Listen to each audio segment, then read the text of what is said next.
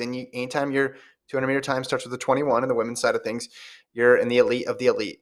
But then to go drop a 21.6, second only to FloJo, and did it while putting her arms raised as she crossed the line, just defied belief. I think the camera caught her saying holy or oh my or what the something. I don't want to put words in her mouth, but I was doing a little amateur lip reading there, and she was as shocked as we were. And you look at the times all the way down. Gordon, you mentioned this. Tamara Clark runs 21.98 and does not make the team, goes sub 22 and does not make the team. Prandini PR'd 3 rounds in a row, but still doesn't manage to get near Thomas by the end. Anavia Battle from Ohio State runs 21.95. Felix ran a great race, 22.11. Probably going into the meet, you probably thought 22.11 would get you on the team. Serenity, I'll start with you. Make it make sense. What happened here? I can't make it make sense. Gabby has made it so that I cannot make it make sense at this point. She has PR every single round, and so did Jenna Prandini. This was a fast field. I can say that this was probably the fastest. And for everyone else in the field, 4 girls went 21. And a 21 did not make it. Like, what do you even do with that information there? Do you bring them on the 4x1? Like, do you just say, no, I'm sorry, you can't come to Tokyo, but you ran a 21? Like, what do you do here? But honestly, like you said, Gabby was running really, really well through the rounds. We knew that she was going to drop something ridiculous. It was just a matter of if it was going to be here or if it was going to be in Tokyo. But she was definitely going to get a spot on that team regardless. My immediate reaction was, after the first 2 rounds for Gabby, when she's run back-to-back 22s, I was on my run today thinking 21s. About like, hey, I think she can potentially medal. Like, she's in conversation to go up against Shawnee Miller-Weibo. But now, Shawnee Miller-Weibo is not the favorite, in my mind. When you consistently throw down back-to-back 21-second 200s, ending it with a 21.6, Shawnee's not doing that. And to think that Shawnee Miller-Weibo won't be the favorite in the 200, it's just mind-boggling because of the way she's been dominating that event for the past few years.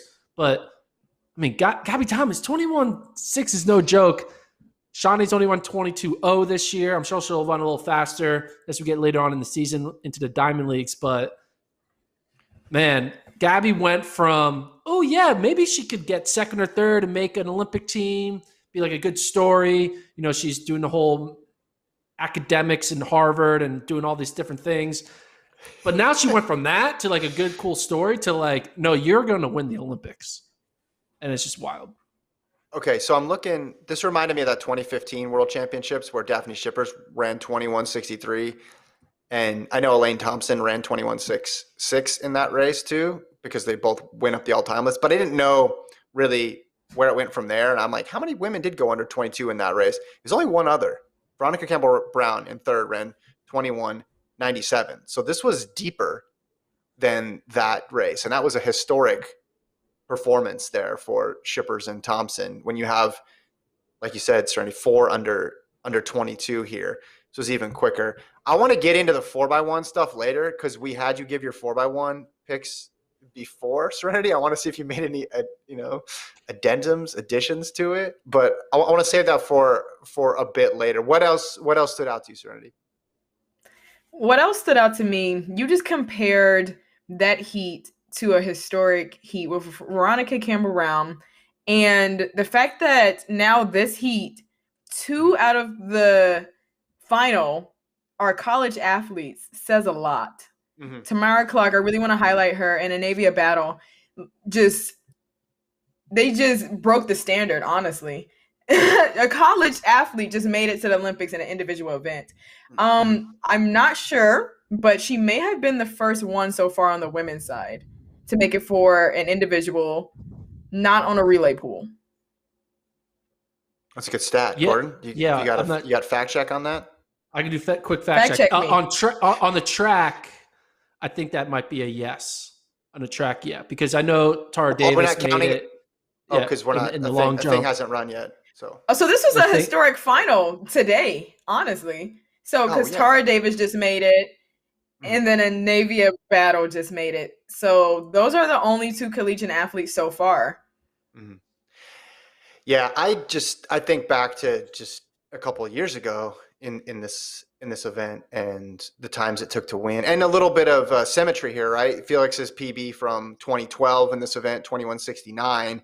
Thomas betters it, and in the same race as Allison Felix, where Felix finished fifth. You know, it was kind of clear even after the first couple rounds, Felix's better event is the quarter. I think that's just fact. Now, a lot of this depends, like I said before, who does what in the other parts of the world. The opportunities are still there for her to thrive. I know she wanted to make it in this event because this is her favorite event there, but to get fifth in this field, I think it's going to hold up because this is going to be a race we're talking about for decades to come. And it's just the all-time list is going to be updated, and it's going to be FloJo, Gabby Thomas. That's going to be the all-time list. And it's just weird because 2 hours ago, if you said that was going to happen, I would have said, you're crazy, even by the standards of the Olympic trials. And I don't think even Gabby Thomas would have thought, they've already been updated. Here we go. Put that on the screen there. Let that sink in, folks. That's the all-time list. Wow. Shout out to Gabby. She is the fastest 200-meter runner alive right now. Yeah. I mean, just incredible. She can say that. Gabby Thomas can say that. Yeah. So I'll say this to either you, Kevin, or Serenity. Who has a better shot at touching FloJo's record? Gabby Thomas in the 200 or Sha'Carri Richardson in the 100? So basically, 10:49 versus 21:34. Serenity. What do you think? That's difficult. Because it's not the question we ever thought would be asked before. I know, right? So I do feel like it's Sha'Carri because I feel like she hasn't even reached her full potential yet. Mm-hmm. And for Gabby, although this is a great race for her, you know, she had Jenna Prandini on her inside, pushing her hard, coming off of the curve. That seemed like, you know, that's the extent of it. Mm-hmm. And for Sha'Carri, it's kind of like none of the other girls have touched in the USA has touched 10-7 so far. So she's about to get pushed by, you know, Shelly Ann and a lot of other Jamaican girls who just dropped some heat recently too, yesterday. Mm-hmm. So yeah. I just feel like that record could be coming down by Sha'Carri. But I do think that Gabby's going to get really close to FloJo's 21-3. You think so? She celebrates early. So Gordon pointed that out as soon as it happened. Like, well, how much faster could she have gone if she didn't celebrate? These are two marks that we didn't think would get touched. I mean, in our lifetime, basically heading in to the year, and now we're seeing it, and the depth is there too because you mentioned the Jamaican trials, Serenity. We've seen fast times all throughout the world. Blessing Okobari ran a really fast wind-aided mark. Of course, we've seen what Shelly and Fraser Price has done legal. Fraser Price ran another 10:71 tonight. It's getting to the point where 10:7, we're kind of looking at it the same way when Bolt ran a 9:6 or 9:7. Like a 9.6 high or 9.7, like, okay, whatever. But no, it's rare. It's just that people are running so fast now that it's sort of thrown out of whack our perception of these times. I'm not ready to go like favorite yet with all this stuff because it's so meat by meat. And obviously it was a fast night at the track. I think we can say that across the board. 100-degree temps, whatever it ended up being, I guess are really good for sprinting. That was my one takeaway from this. So I want to see more of the Diamond League season unfurl here. I think Miller Wabo is going to be tough to beat, and Dina Asher-Smith's solid in the 200 as well. But, man, the U.S. is sending a legit 200 team. But I would argue that Gabby is the favorite because she showed consistency. Yeah. She came off of doing 3 rounds of the 100, right, earlier the trials. Still got 5th there. So it's not like she was super fresh. And then she ran 3 straight 21-second 200s.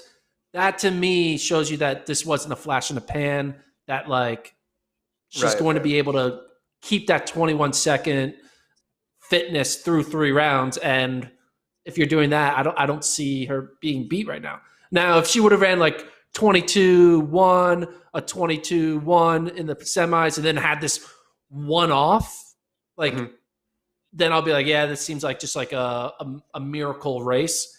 But the fact you look at the previous 200s she ran, it shows that this wasn't a miracle. It was like leading to this.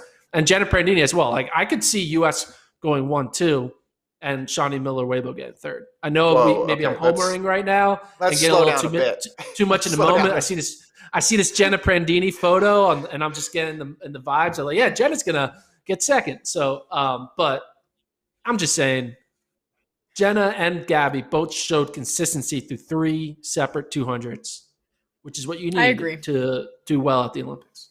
Well, and both Jenna Prandini has trained with Serenity Douglas before, so I think that could give her an edge when it comes time for Tokyo. Did you teach her all that stuff? I wish. No, I really feel like it's more so Kenny Harrison. Her, Kenny, and Tiana, they all train together, and they are just unstoppable at practice. So it's going to be deep. I think USA is going to take up a lot of the field in the final of the final in Tokyo. Yeah.